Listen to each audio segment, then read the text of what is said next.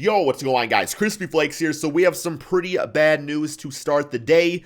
It turns out Spencer Dinwiddie has suffered a partially torn ACL in his right knee, and it looks like he is probably going to be missing the rest of the season for the Brooklyn Nets. Now, I am no doctor, so I don't know the difference or just like the healing factor when it comes to having a completely torn ACL or a partially torn ACL, but just the idea of having a tear in the ACL area does not sound too good for a basketball player or really, anybody that plays a highly impact sport, right, man? So for today's video, what we are going to do is we're going to talk about, is there a player on the Nets roster? Is there a free agent out there, a trade that could be had for the Nets to replace, you can't fully replace Spencer Dinwiddie because he's an extremely important member of this team, but just somebody out there that can help this Brooklyn Nets team in the right direction. So before we go on today's video, I need to ask you guys if you can please take a quick second of your time to leave a like. 1,000 likes is always the goal, and it really does help grow the series and the channel, man.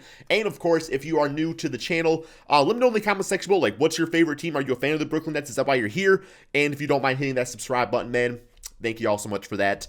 But yes, okay, so I think the first thing we have to talk about is just like the impact of this injury on the Nets as a whole, because Spencer Dinwiddie last year, he was an absolute baller, man. Like, when Kyrie Irving was out, Dinwiddie was the man to step up. So instantly, you lose that insurance policy because with Kyrie Irving and Kevin Durant both being injury-prone players now, if one of those guys go out, you don't really have like that near all-star caliber player in Dinwiddie to really lean on now.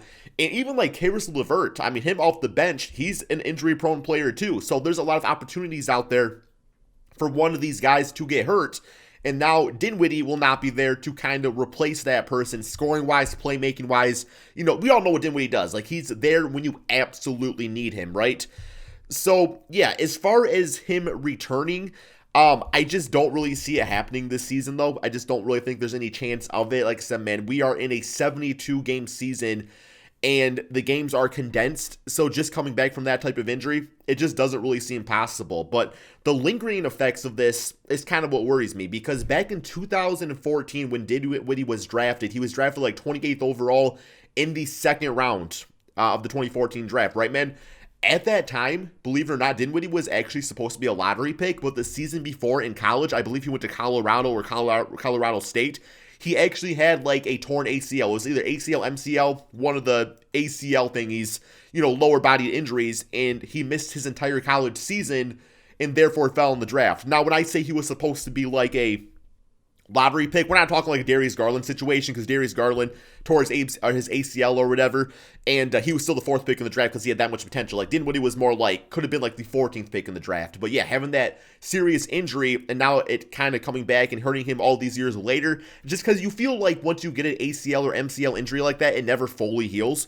I mean, just any little more movement or a little bit too much pressure on it during any circumstance can have a reoccurrence with an injury, right, man? So that's kind of what we're seeing with Spencer Dinwiddie as of right now, which is absolutely completely sucks. So on the season, not going to lie, in the first 3 games, he was not really too good.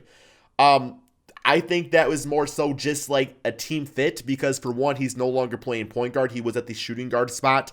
But not only that, we are used to Dinwiddie either being the man on the court, because like I said, when he did start, he started for an injured Kyrie Irving, so he's still somebody you could have ran the offense through, or you used him off the bench, and he would still be the man, running the offense through with the second unit. So with him being that kind of third or fourth scoring option on the Nets in the first 3 games as a starter, playing off a position, it just was not really ideal. I mean, I was saying for a while he should have came off the bench, played with Caris LeVert and Jarrett Allen, and that would have been the best, second unit in the entire NBA. But on the season, he was averaging 7 points, 4 rebounds, 3 assists per game, was not really shooting particularly well. He was only shooting about 5 attempts per game, 37% field goal percentage, and only 28% from 3. So yes, just simply was not really knocking down his shots. It was an early sample size. We don't really want to get too much of an overreaction about it, because you got to look at an entire season last year. He did play 64 games, started 49 games, and he averaged 21 points, 7 assists, and 4 rebounds per game. While, once again, he's never been like a highly efficient shooter. A lot of guards these days are kind of like in the lower 40% anyway, just because they shoot a lot more and stuff like that. But yeah, he was like a 42% field goal percent shooter last year, 31% from 3. So that was with a lot more like high volume, which with Dinwiddie, having Durant and Kyrie out there, you get less volume from him there, which leads to the kind of lesser stats on the season, right, man? So regardless, I do think that insurance policy is what the Nets are going to miss the most. So who exactly is on this roster right now that can kind of like fill that void? Honestly speaking, I do think there is a few players that can kind of make things a little bit easier.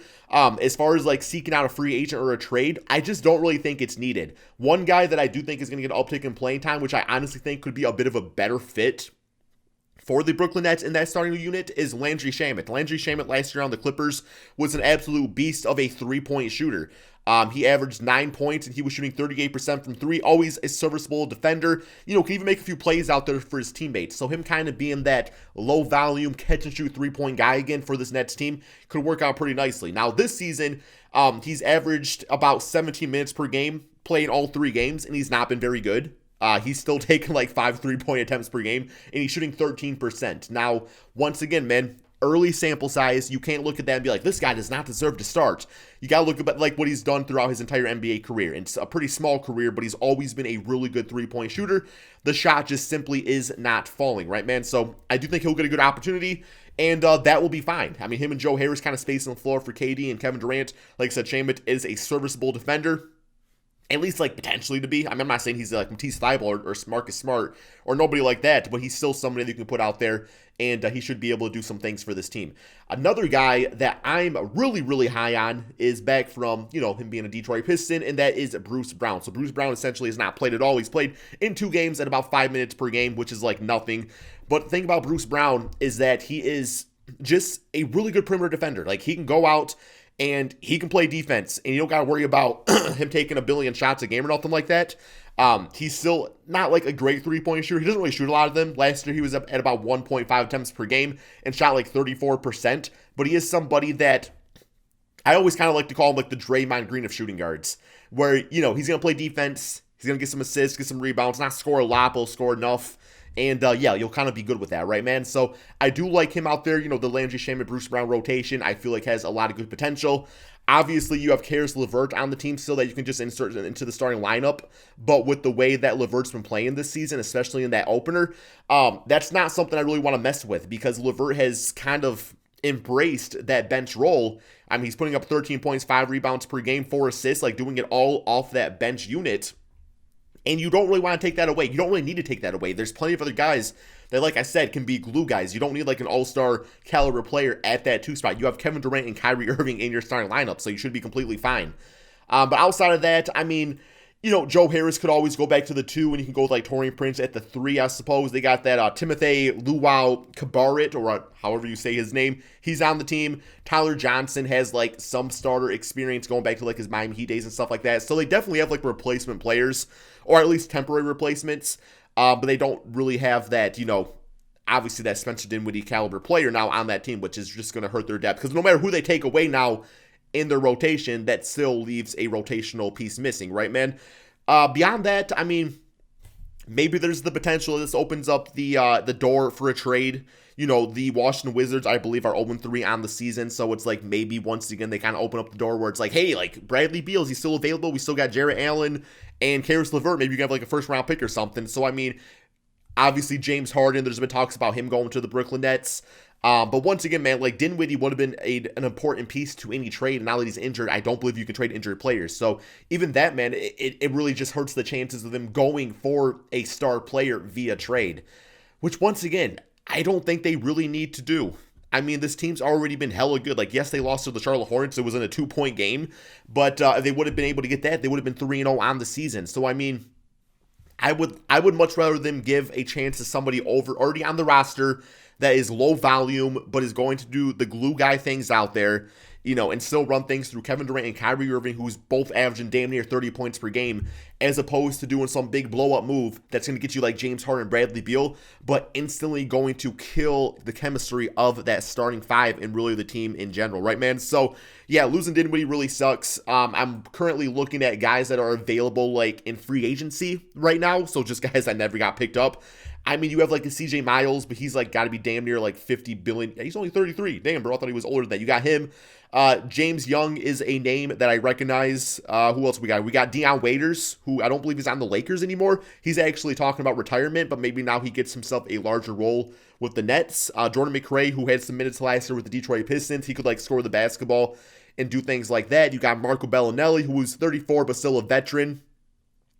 Yeah, there's guys out there, man. There's definitely guys, maybe like an Andre Roberson. He would be a little interesting. I don't believe he is on the Thunder anymore. So, yeah, there's definitely names out there if they do want to go for them. I'm sure they'll get somebody. It's like when you have a free roster space like that, you're not just going to, like, pick up somebody. But, yeah, you guys give me your thoughts about this in the comment section below. Dinwiddie out for the Brooklyn Nets. Is it a huge, huge blow? I think it is, man. Maybe not on the stat sheet right away, judging how the season was going. But in the long term, losing that insurance policy, man, it's never a good thing. Hope you guys all enjoyed. Be sure to drop that like, subscribe if you're new to the channel, and peace out, my friends.